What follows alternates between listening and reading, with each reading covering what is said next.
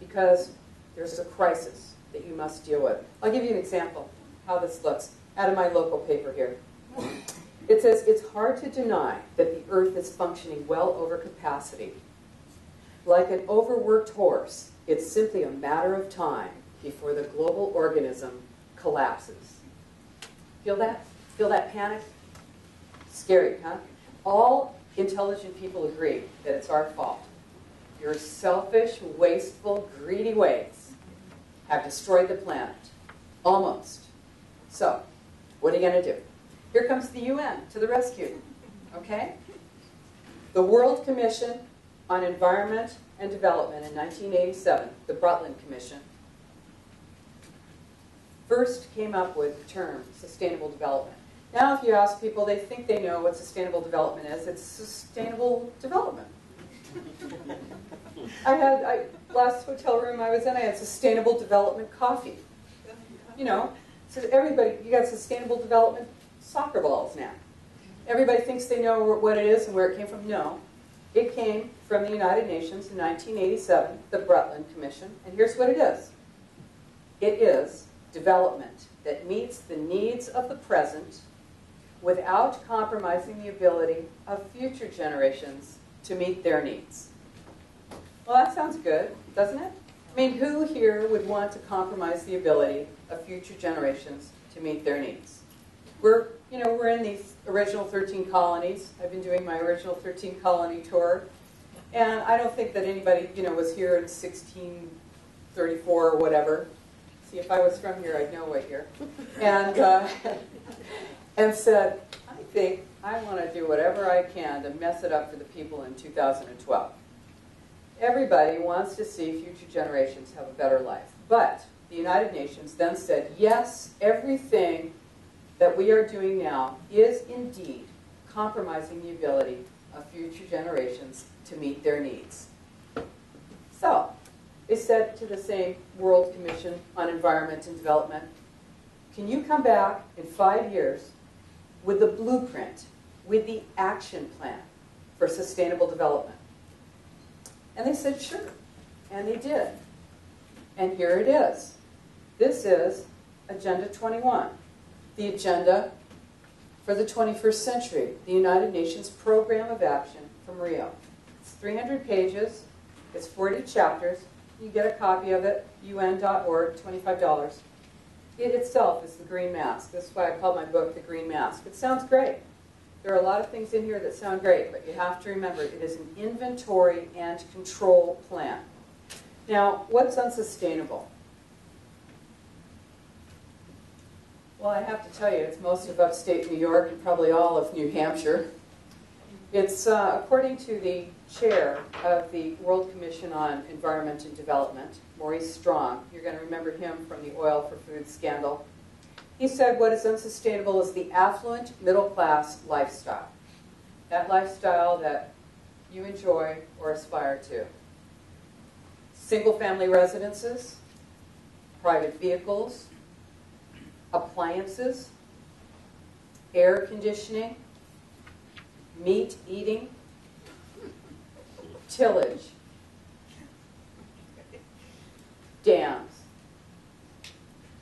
and many, many other things are considered unsustainable. Things that we consider that we hardly could do without are considered to be unsustainable. Now,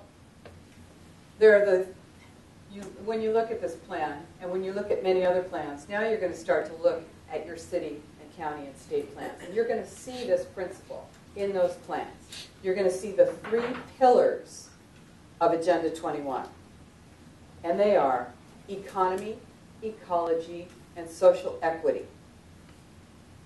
Now you're going to see this as a little piece of the Olympic symbol, kind of. It's 3 circles, ecology, economy, and social equity. It's a Venn diagram.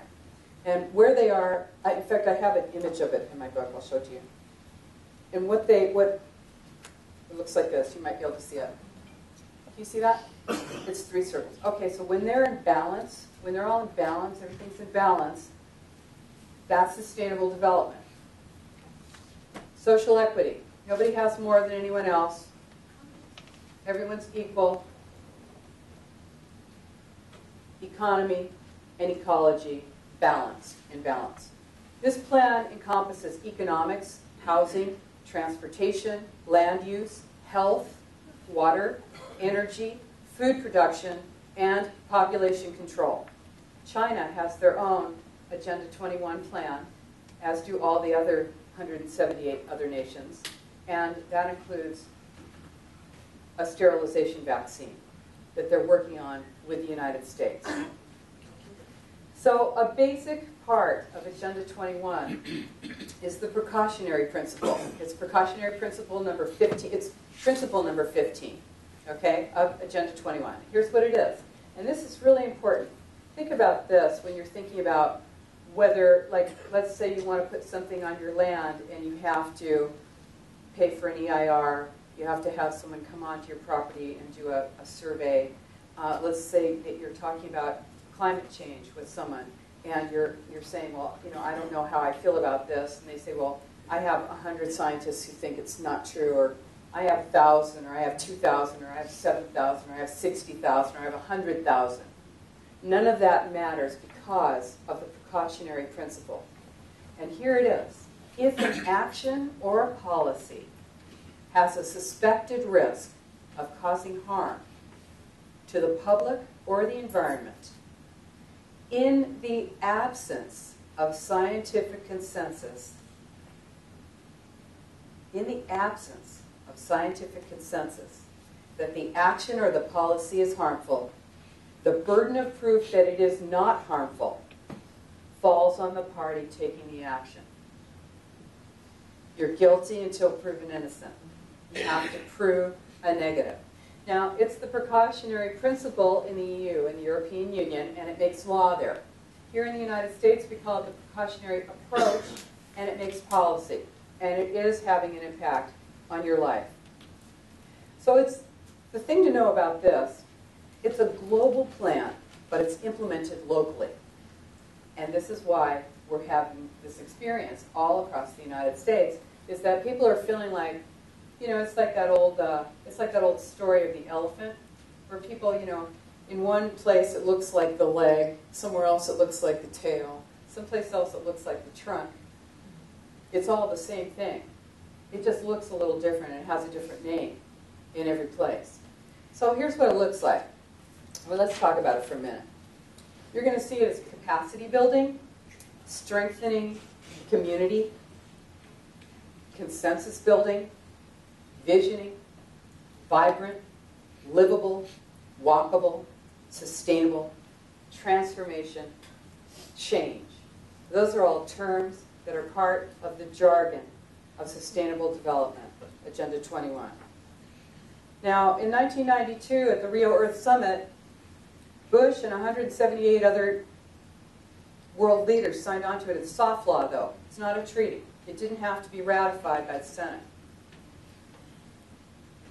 A little later that year, in November, Clinton was elected and then took office in January. June of 1993, Clinton created the President's Council on Sustainable Development. And its sole purpose was to implement Agenda 21 in the United States. It was made up of 12 cabinet-level secretaries, 12 federal agencies, HUD, EPA, education, transportation, energy, interior, defense, and I can't remember the rest, but it really covers the government, the federal government. So the first thing they did was they gave a multi-million-dollar grant to the American Planning Association. Why did they do that? They said, you know, we want to get this into every single town, every county, and every state in the United States. And we're going to do it primarily as a land use plan. So we want to have something that we can give to every single person who is studying to be a planner, a land planner, a transportation or urban planner, or rural planner. We want them to be able to study a book. We want to get this into every single university and college in the entire United States. And they did that. It took them a few years to write this book, but they did. It's called Growing Smart, Legislative Guidebook with Model Statutes for Planning and the Management of Change. I only brought the cover because it's a 12-pound, 2-volume book. It has model statutes in it. That's what it is. So when you go to your planning department, or you sit in front of your council, and you find out that they've come up with some new statute or no new rule or new law, very likely it's coming out of this book. So they said, you know, we got to do something else, because the people of the United States, when they find this out, they're not going to be too happy about it. They might not like it too much. So they said, we need something else. We need something to give the people the idea that the sense this was all their plan. This is all their idea. So they did. They commissioned another book, and it's called Sustainable America, A New Consensus. Now, you know, hey, I'm an old hippie, right? I'm an old lesbian hippie. Now, you know, if you had this experience like I did back in the day, you would get a big room, you know, going to do some action, you're going to go and protest, you're going to go and put out petitions, you're going to do something, everybody gets together in the room and everybody gets their point of view heard, and you stay in there till 3 o'clock in the morning and you're working it out until everybody can agree. That's consensus. That's consensus. But a new consensus is what you got now. Here's the new consensus. Neutralization of the opposition. Neutralizing your enemies. When you go into a government meeting, you're going to experience this. Now, I'm not talking about your city council meeting or your commissioners' meetings or your supervisors' meetings. I'm talking about those meetings where you're invited to come on down and give your opinion about this great new plan, the Scenic Byway. And what is that? What do? They use a RAND Corporation mind control technique. RAND Corporation came up with this in the 1960s. It's called the Delphi technique. The Delphi technique. Those visioning plans, those visioning meetings where you get to come in, you usually find yourself in an elementary school. You got your knees up under the desk. They give you a crayon and gold stars and the maps. And you're supposed to color what you want to see on somebody else's property. Okay? And the deal with it, this is what the Delphi technique does.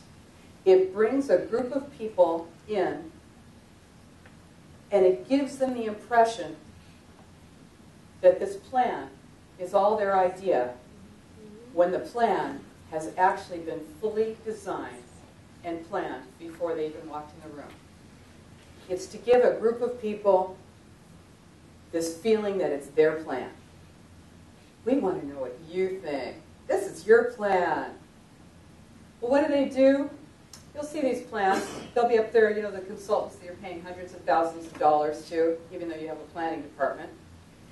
And they'll be up there with their plan. This is the same plan all across the United States. And I'm not just talking about a Scenic Byway plan. I'm talking about the plan. It's the same plan all across the country. So you're going to be in there and they're going to say, hey, what do you want? You want business as usual? That's where you live. Now you're going to feel ashamed to say that you want business as usual. That doesn't feel good. You want to say you want planned future. No dissent. They don't allow dissent in these meetings. These Delphi meetings are set up so that if you do dissent, if you don't agree, you will be made to feel isolated, ashamed, embarrassed. You, in some cases, are going to be shouted down, laughed at, mocked. These are government-sponsored meetings. Okay. Sounds like fun, right? Now, for anybody who thinks that I've been making this up, let me just tell you about this. This is a nice little book. You can get it on